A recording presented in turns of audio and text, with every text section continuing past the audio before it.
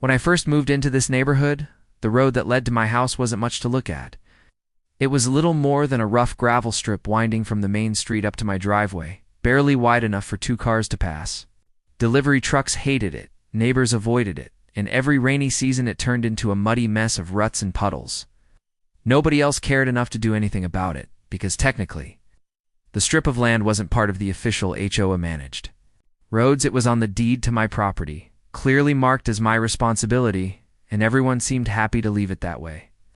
So, after saving up for a while, I hired a contractor and had the whole stretch paved properly. It cost me more than I care to admit: new asphalt, drainage channels, even reflectors along the edges, but the result was worth it. Smooth, clean, and sturdy, the road became a point of pride. For the first time, visitors could actually find my place without bottoming out their suspension, and I didn't dread rainy days anymore. It was my investment, my effort, and my property. That's why the first signs of trouble were so surreal. One morning after my usual jog, I came around the bend and nearly tripped over a bucket of paint left sitting in the middle of the road. Bright white lines had been freshly painted down the center, complete with angled parking spaces sketched along one side. At the entrance, a shiny new metal sign had been hammered into the dirt: Private Community Road, HOA, access only. I stood there staring, sweat dripping down my forehead, trying to make sense of it. This wasn't just graffiti or a prank. Someone had gone through the effort of hiring a sign company, purchasing supplies, and treating my road like it belonged to them. My confusion turned to fury when I found a folded letter taped to my front door. It was stamped with the HOA logo and filled with formal jargon about roadway integration. According to the board, the road had been annexed into community property for the sake of uniform traffic management and shared maintenance. Effective immediately, I was expected to start paying quarterly fees to support this so-called integration. They even had the gall to list fines for non-compliance if I refused. I read it twice, then a third time, my hands shaking with disbelief. Annexed? Integrated? Who in their right mind thought they could just take a private road without asking? I marched straight to the HOA office that afternoon, deed in hand. The board was in session, 5 of them seated around their polished oak table like judges presiding. Over a trial, the head sat their president, a woman who had perfected the art of wearing superiority like a crown. She looked up at me with that tight, condescending smile she always wore. The kind that said she thought she was already 2 steps ahead of you. "I'm here about my road," I said, slapping the deed down on the table. "The road you've painted and signed without my permission." The president leaned back in her chair, steepling her fingers. "Correction," she said smoothly. "The community road. It benefits everyone now, not just you." I pointed to the document, jabbing my finger at the highlighted section. "This says otherwise. It's on my deed. It's paid for out of my pocket. Maintained by me." She didn't even flinch. "Sometimes sacrifices must be made for the greater good. You should be proud. Your road now serves the entire community, and as such, it must fall under the HOA's jurisdiction." The sheer arrogance of it nearly left me speechless.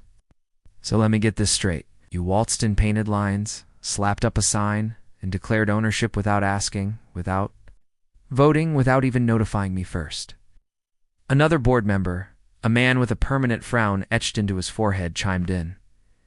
"It was decided unanimously at our last meeting. Should have attended if you wanted to say." I laughed bitterly. "I didn't attend because it wasn't on the agenda. It's not even if it had been. You don't get to vote away private property. That's not how this works." The president waved her hand dismissively, as if I were a child throwing a tantrum. "You're blowing this out of proportion. The road was underutilized. Now, it will serve a higher purpose. Delivery drivers, visitors, and community members will benefit. Besides, we'll handle maintenance from here on out." That last line almost made me choke. Maintenance? This same HOA hadn't even managed to keep the community pool pump working for 3 summers in a row, and now they expected me to believe they'd take care of my road? No, it wasn't incompetence. It was opportunism. They saw a resource they wanted and simply decided it was theirs. I left that meeting angrier than I'd been in years. But I still held on to a shred of hope that reason might prevail. I sent them copies of the deed, highlighted the sections of the property map, even forwarded the original contractor invoices. For 2 weeks, I buried them in proof. Their response? A polite but firm letter thanking me for my input and reminding me that community decisions are binding. That's when the real insult arrived. Cars. Dozens of them. The HOA board members and their friends began parking along the newly painted spaces as though they had been waiting for the chance all along. SUVs lined the curb, sedans nosed up against my drainage channels, and one guy even parked a boat trailer there for 3 straight days. My once clear road was now a cluttered parking lot. Delivery trucks had 2 idle at the entrance, unable to squeeze past. Guests visiting me had nowhere to park, forced to hike in from the main street. And when I confronted a couple of drivers directly, they just shrugged. The HOA said it's community parking now. Every time I saw it, my blood boiled. This wasn't just an inconvenience, it was theft dressed up as management. They had taken something I built, something I owned, and repurposed it for themselves without so much as a thank you. Worse, they strutted around with smug satisfaction, as if their little power play had put me in my place. But here's the thing about arrogance. It blinds people. The board thought they'd won, that I'd roll over and accept their decree because they slapped it on letterhead. What they didn't realize was that every car parked on my road, every smug smile I endured, every obstacle their takeover created, it was all fuel. Fuel for the plan that was quietly forming in the back of my mind.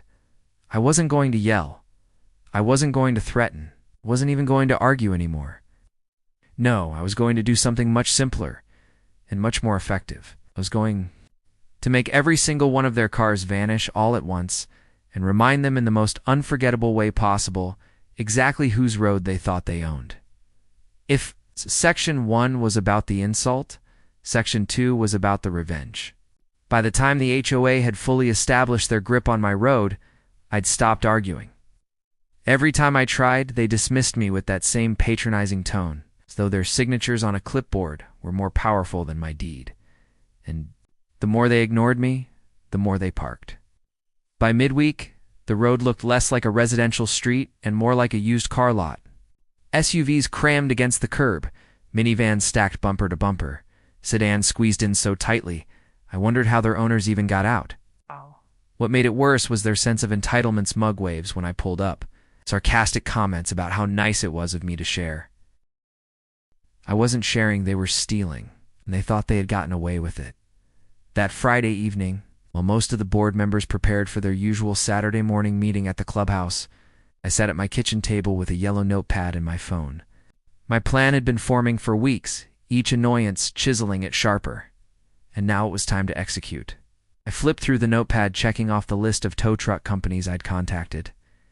Most had laughed when I explained the situation until I reminded them I wasn't asking for charity. I'd pay in cash up front for every tow. That changed the tune quickly. By the end of the week, I had a small fleet lined up, ready to roll whenever I gave the word. Saturday morning arrived, crisp and clear, sunlight bouncing off the hoods of the dozen or so vehicles clogging my road. From the corner of my property, I could hear the muffled sound of voices drifting from the clubhouse, the board in full session, no doubt patting themselves on the back for their community improvements. Perfect timing. I pulled out my phone, scrolled to the contacts I'd saved, and made the call. The rumble came first. Heavy diesel engines growling in unison, the kind of sound that vibrates in your chest before it hits your ears. Then, one by one, the tow trucks turned the corner and rolled down the street, sunlight glinting off their steel arms and hooks. I stood at the edge of the road, arms folded, as they lined up like soldiers ready for battle. The lead driver gave me a curt nod. These the ones? They swept my hand across the sea of parked vehicles, every last one of them. The drivers got to work with practiced efficiency. Chains clinked, winches groaned, and one by one the cars began to lift off the ground. Tires squealed as they tilted upward, dangling for a moment before being secured on the truck beds. Watching it happen was strangely cathartic.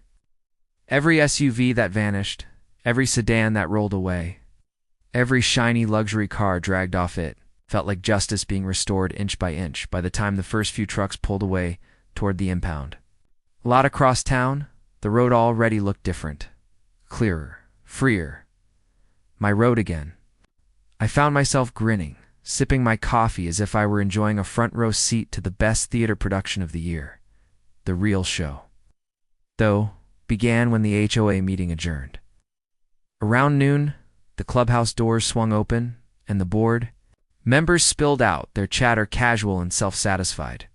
Then, slowly, one by one, they realized what had happened. First came confusion. They scanned the road, brows furrowing, then panic. People patted their pockets, fumbling for phones, as if maybe they'd parked somewhere else and forgotten. Finally, outrage. Voices rose, hands flailed, accusations flew. The president spotted me first. Her eyes narrowed, her face flushing crimson.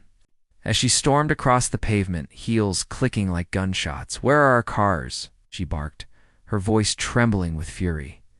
I didn't move. I didn't even raise my voice. I just sipped my coffee, set the mug down on my fence post, and said, "Not your cars." On my road at cars. On my road, her mouth opened and closed like a fish gasping on land. "This is theft." "Shh," screeched. "You can't just can't I?" I interrupted, holding up a neatly stapled packet of papers I'd prepared in advance. "Here's the deed showing the road is on my property. Here's a copy of the tow receipts. And here's the number of the impound lot where your cars are waiting. If you want them back, you can pay the fees yourselves." Behind her, the other board members stood frozen, their expressions a cocktail of shock and embarrassment. Bob, the perpetually frowning one, looked like he wanted to sink into the pavement. Ellen muttered something under her breath about "told you so." The rest shifted uncomfortably, clearly realizing the magnitude of the mess they'd made.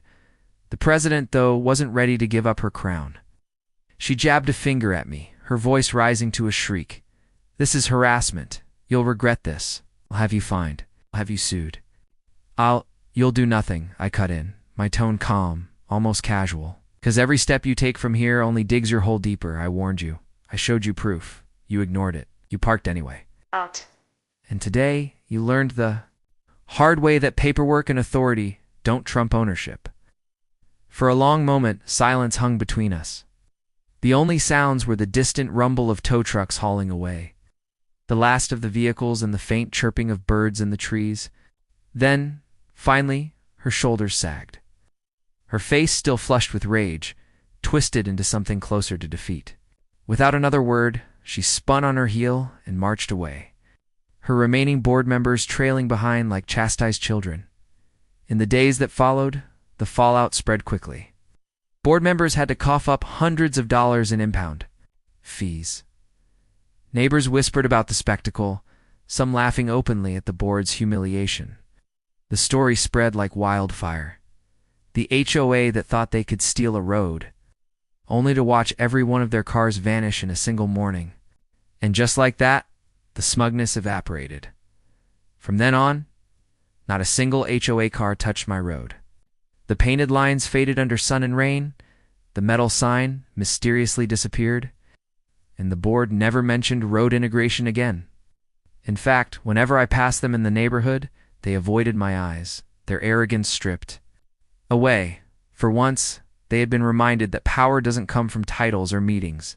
It comes from standing your ground when someone tries to take what's yours. As for me, every time I drove down my road, smooth and clear, I smiled. Not just because it was mine, but because I'd proven something the HOA desperately wanted to forget. You can only push people so far before they push back. And sometimes pushing back means making every last one of your enemy's cars disappear quietly, legally, and so satisfyingly.